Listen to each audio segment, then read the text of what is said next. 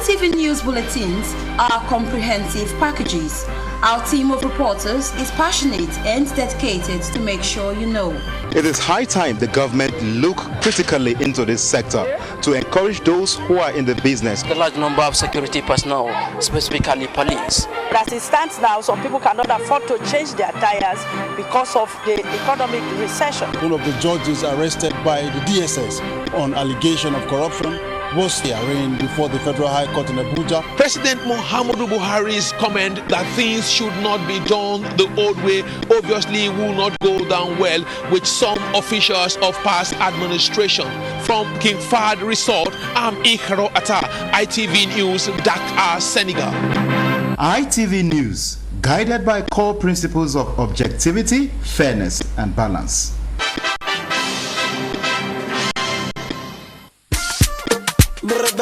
Is your school up to standard? Are you planning to celebrate the 2017 Inter-House competition? Then this is an opportunity you must grab. This is not easy. ITV Global Sport presents an all-in-one package of full coverage, MC the event, 30 minutes airtime for playback, and a comprehensive DVD for your archive. Interested schools should please call 0803-775-5024 for details. I wanna dance for you, I wanna dance. As you wake up in the morning, the first thing in the mind is knowing what is going on around you. Follow and get an up-to-date analysis on issues on governance, politics, economy, among many other current and burning issues in both local and foreign scenes. God being God, and I tell you, we don't lie. We shall know who the party chairman is. You need to know the strength of the Nigerian army, and you need to know the history of the Nigerian army, and you need to know the personality, especially when it comes to credible leadership of the Nigerian army. On ITV's breakfast show, this morning on ITV, showing from Mondays to Thursdays at this time. If you are just joining us, the program is still This Morning on ITV, and I say good morning once again. I am Charity Marcus Tanko, and this is the second interview segment of the program. We will be looking at hate speeches generally. We are looking at the effects, the causes, and what can be done to curtail hate speeches and their effects, especially in Nigeria. Of course, I would not be doing this alone. I have with me in the studio Comrade Kabiru Saidu Dakata, Senior Programs Officer, Center for Information Technology and Development. You're welcome, Comrade. Nice to be with you. Comrade, first of all, let's look at generally what is hate speech? Well, hate speech is any expression which attacks a person or group of people based on some attributes. For instance, gender, ethnicity, religion, social or rather sexual orientation, disability, all the other attributes that, you know, if I attack you with one of those attributes, it will provoke you and probably it will make you to behave in a negative way. Okay, looking at hate speeches, we know Nigeria has had its own share of the implication, the results of hate speeches. Yes. Let's look at it politically. In this dispensation, Nigeria returned to democracy in 1999, and from 1999 to 2017 that we are in now, we have had series of election and electioneering campaign, yes, and where people use languages like, if you vote for so person, something, this is going to happen, this is going to happen. What do you think should be done to ensure that moving forward Nigeria should stay away from this, especially in the political scene? Well, I can agree with you that the rate of hate speech is high during election period, during the campaign and what have you.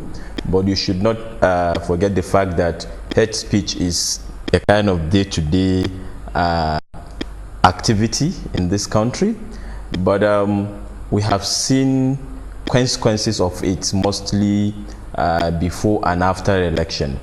And like you said, it is when a hate speech comes from a very influential person, like a politician, because of the team of followers he has, that it becomes something like from hate speech to dangerous speech. So for it to become a dangerous speech, we have like a scale that we put that expression, which can tell us whether that can be a dangerous speech. For instance, you look at the statement made, is it calling people to action? Is it dehumanizing people? Then of course you also have to look at the influence of the speaker. If an ordinary person says something against somebody, it is likely not to lead to any consequences. But if a very influential person like a national or state influential politician says that particular thing, it might lead to a particular consequence, right? And also we look at the medium of dissemination that statement. Of course, we know we are dealing with a very modern way of using not only the traditional media platforms, but the social media, where regulation is very weak. So you look at the medium also, and also you look at the historical context of that particular statement that person made. For instance, during the 2015, I will not mention name, a sitting governor in 2015 called the members of the opposition parties cockroaches. And we know the word cockroaches in the history of hate and dangerous speech context of the world, what that word means. In Rwanda, we have seen the genocide of Rwanda, the role of that word cockroaches. So you look at the historical context, and also you also look at the magnitude, right? You look at the kind of weight it carries. So if you put all this attributes to a particular scale, you will see the weight of that hate speech, whether it can be categorized as a dangerous speech or just mere hate speech. And a mere hate speech is just when I look at you, and as ordinary as I am, to tell you this, probably between myself and you, nobody else can hear it. So we have seen how this leads to looting, killing of individuals, especially after the one we can easily remember is the post-election violence of 2011, which all this as a result of some politicians using their own personal interest to influence their followers to attack fellow Nigerians. And of course, you know, that always comes with a lot of loss of lives, properties, and of course create enmity between parts of the country and also the religions in that country. So I agree with you, during elections we tend to see high rate of the hate speech because of the attitude of our politicians trying to mobilize people around issue of ethnicity and religion. Religiously, let's talk about religiously.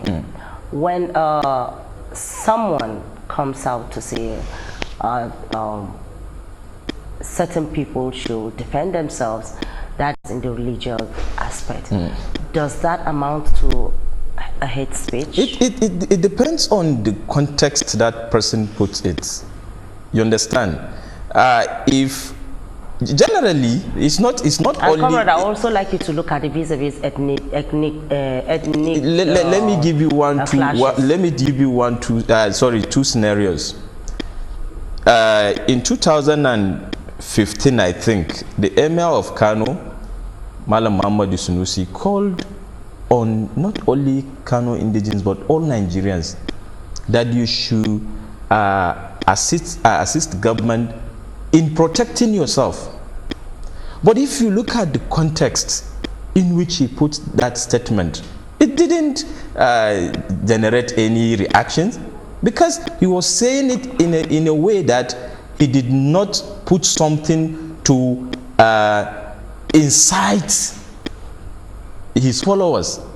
But if you find somebody not only saying you should protect yourself, but that person goes ahead to say what he means by saying that. It doesn't matter whether you belong to Islam or you belong to Christianity. If a pastor in a church calls on Nigerians to protect themselves, I take that sermon. But when that person goes ahead to say, protect yourself against so person from so religion, I know that person is not sending a good message, but is rather trying to incite his followers against members of a particular religion or particular ethnicity. So it is not in any way wrong for leaders, both religious leaders, political leaders, traditional leaders, to call on people to protect themselves, because of course a protection of people, life and properties is not only the responsibility of government, but when you are doing that, you have to be very careful not to incite. So the recent kind of call we have seen is very wrong and is insightful, and it can lead to dangerous consequences. But I can assure you, because of the way organizations like ours and other stakeholders handle this issue of hate speech, nowadays we tend to see the reduction of the consequences. Hate speeches are going on every day, but the consequences are reducing because we have ways of countering the hate speech. If you make that kind of hate speech, we look at the speaker. If we like, we engage you in a kind of diplomatic statement, calling on you to see the danger. We give you that benefit of doubt. Maybe at the time you made that statement, you were carried by emotion. Yeah. So we call on we call your attention that, do you know the danger of saying XYZ? So in most cases, you see people retracting their statement. And if we see we cannot engage you in that kind of conversation, then we mobilize other like minds and ask them to maybe, like sometimes we even issue a press statement. Sometimes we even work with the security personnel. Sometimes we write to them that so person at so event or at so time said XYZ, and we think this XYZ is likely to create a negative consequences, especially if we put that statement on the scale of those 5 items I listed earlier, and we are sure if something is not done, it is likely to attract a consequence. We work with the security agencies so that to counter that thing.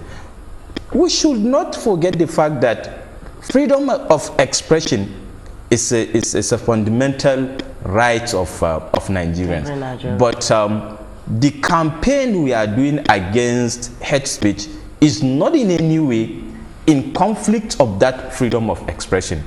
Is even a way of ensuring that you enjoy your own freedom of expression and enjoy mine. Because if you don't know there's a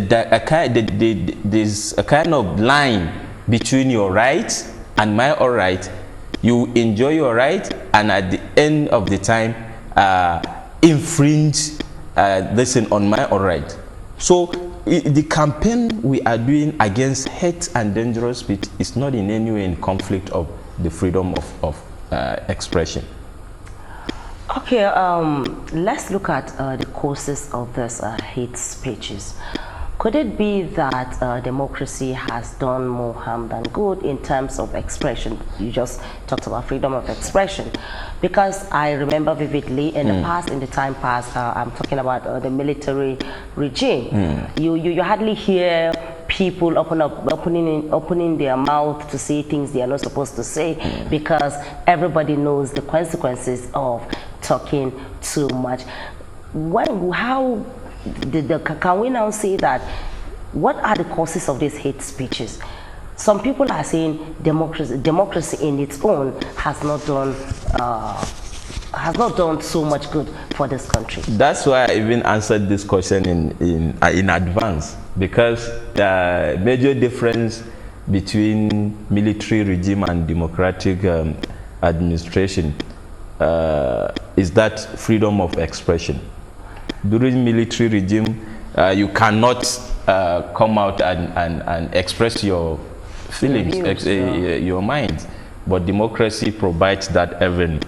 But as people abuse that right, so I will not blame democracy for providing that freedom of expression, but I would rather blame our democratic leaders for not leading by example in terms of fueling hate and dangerous speech. You can agree with me, and I know you have not forgotten. There was a time one of the past presidents, during the campaign, he was saying, for us, politics is a do or die affair. So when you hear a leader saying this, you understand? Say politics is a do or die affair. He might not mean that his followers should go and attack the members of the opposition parties, but probably because of the susceptibleness of the followers, they will think what he means is for us to go and start attacking the opposition. But when a democratic leader comes out before his followers and say, this politics should not be an avenue for one to attack, use it as a platform to preach togetherness, campaign for peace and unity of the country, I believe we would not have found ourselves where we are today. So it is not the fault of the democracy for providing that right, the fundamental right of expression, but it is the fault of our democratic leaders for abusing that right, for manipulating that right to achieve their own interest, using freedom of expression to influence and incite people to take negative action against the opposition members. Okay, we cannot talk about hate speeches without looking at the root causes of these hate speeches. Before somebody can come out to say, I don't like this cap that you're wearing, your cap is looking somehow, I don't like it. Not that I don't like it, not that I don't like caps, but because you are the one wearing it, I will say I don't like it. What could have been the cause? What are the root causes? Yeah, for you to say, for instance, the way you put it, you don't like my cap, the way you say it will be different from the way I will interpret it. By this time you say you don't like my cap, I will just see my cap and okay, this is a cap that mainly used by Hausa Fulani from the north, and probably is my friend Emeka from the east that says he doesn't like my cap. What will come to my mind is just that regional kind of bias that I will say, okay, he doesn't like my cap is because I'm a Hausa. You understand? And that is why I said, the very moment he said so, if it's not something very influential, then it just go as just mere hate speech that cannot lead to any action, because he has no influence to call people to action. But just think of a very influential person, for instance, from the other region of the country, to say, what can we use that kind of cap to do? We don't like it. You understand? So from that moment, it becomes something. You understand? So the saying, the expression and interpretation of the expression is normally what leads to taking of action. You understand? But if for instance a Hausa person like me, you know, look at me and say, I don't like this your cap. I know he wears cap like this, and probably maybe the reason why he doesn't like it, maybe it's because he doesn't like the color, or he doesn't like the kind of I won't take it something. And if another fellow Hausa person hears it, it won't make him feel anything, because he say, he too, he wears it, and maybe it's just because of the color that he doesn't like. But if somebody that doesn't wear that kind of cap says this, so it's all about the expression and interpretation of that expression that always comes with a kind of misunderstanding of the lesson. And that is why I said one of the ways we use in countering hate and dangerous speech is to engage the speaker in a kind of dialogue, in a kind of diplomatic conversation, that we think, yeah, the kind of statement you made was wrong, not for you, but because of the people you are dealing with. Your followers might misinterpret it, and that's all about it.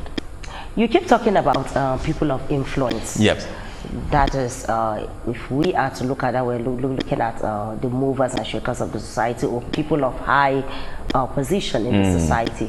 But have you ever thought about it this way, that even in our daily interactions with friends, even children, hate speeches can incite,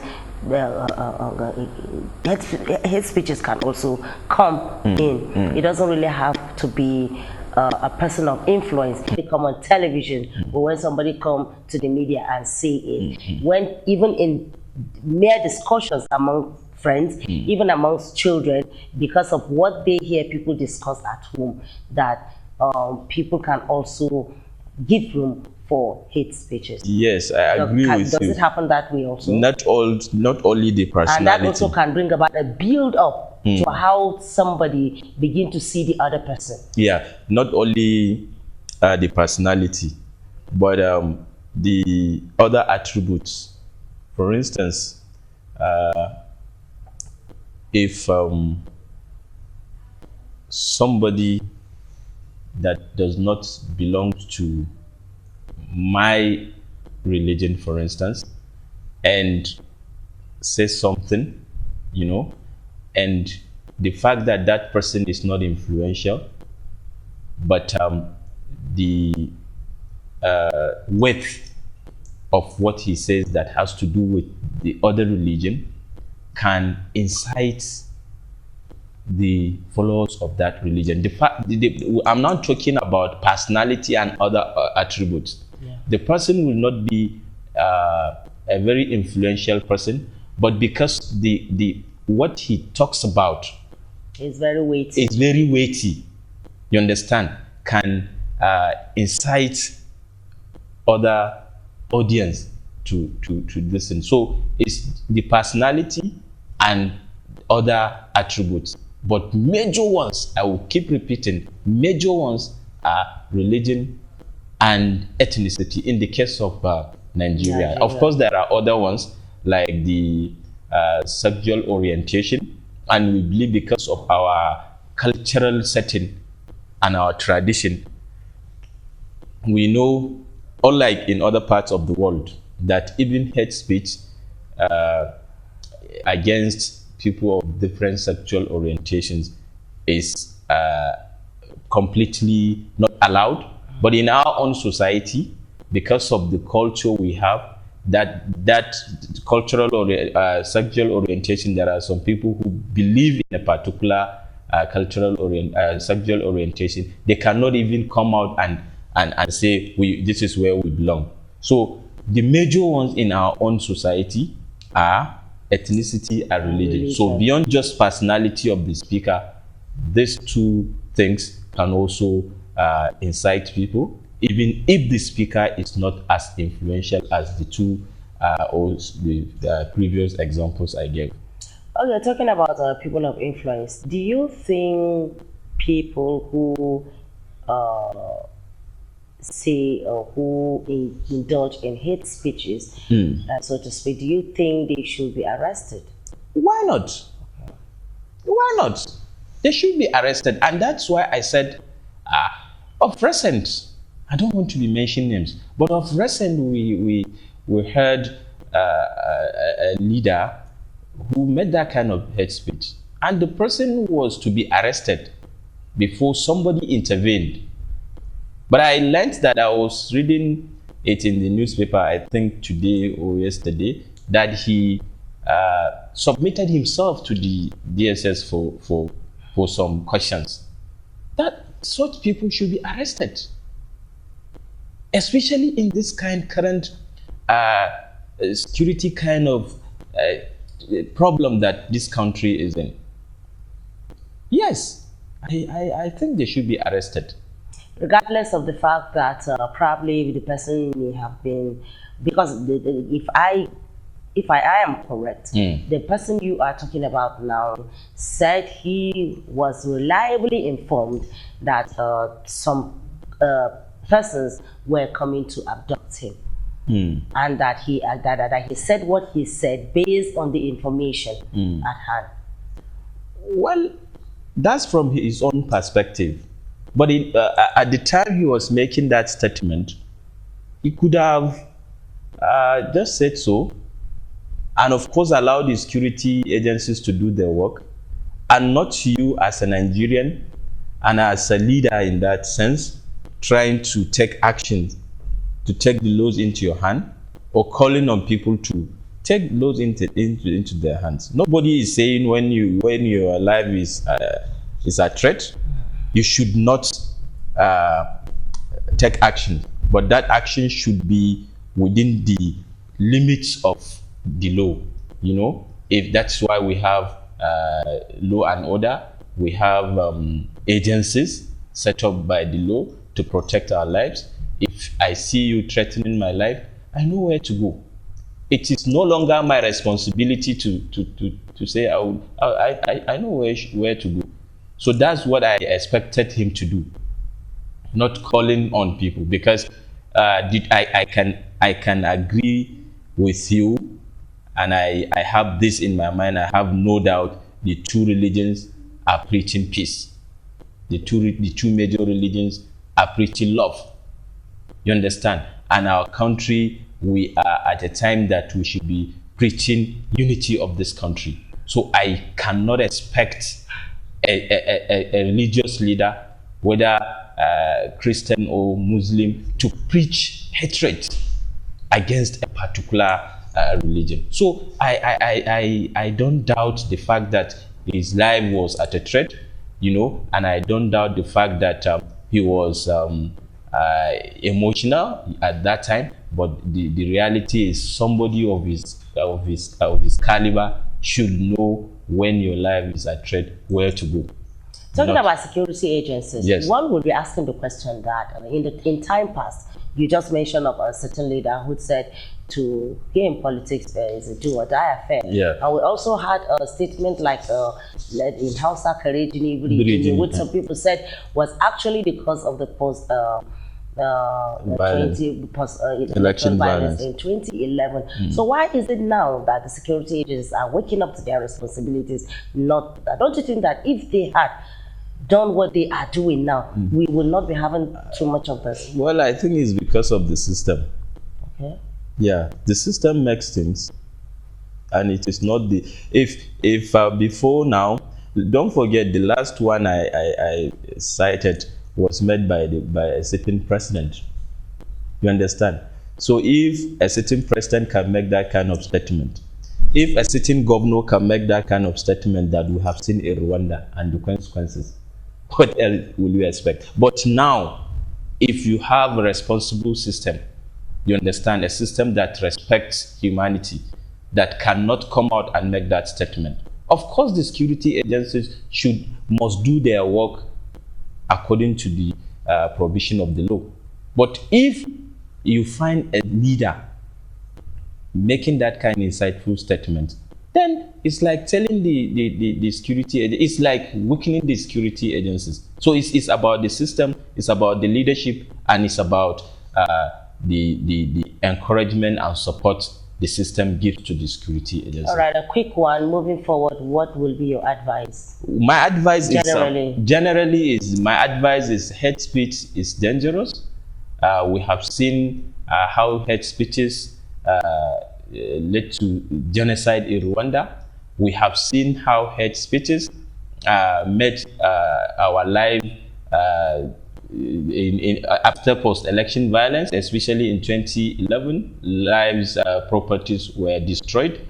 So the campaign against hate speech should not be left only with CITAT, should not be left only with other civil society organizations, should not be left only with the security agencies. It's a responsibility of all Nigerians. And if you have seen such, you should report to the security agencies. And if it's something that you can counter yourself, counter it in a way that you will not also make a hate speech, so that in an attempt to counter your hate speech, I will not end up making another hate speech. So counter it in a way, in a well diplomatic way, and try to make that person understand that he is doing something wrong. And if you cannot do that, report that case to the security agencies, because if you leave it at that, you don't know what that can cause to other Nigerians. So I think the responsibility of countering hate and dangerous speech should be the responsibility of all, especially civil society,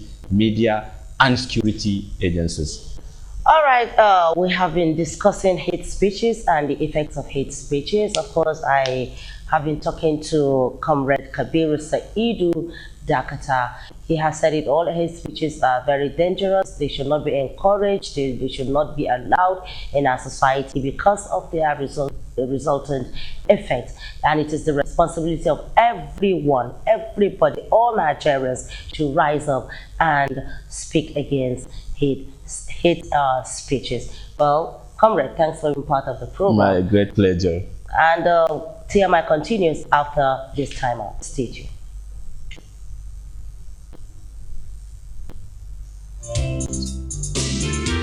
As you wake up in the morning, the first thing in the mind is knowing what is going on around you.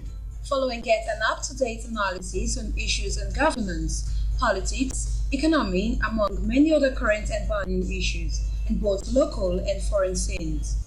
God being God, and I tell you, we don't lie.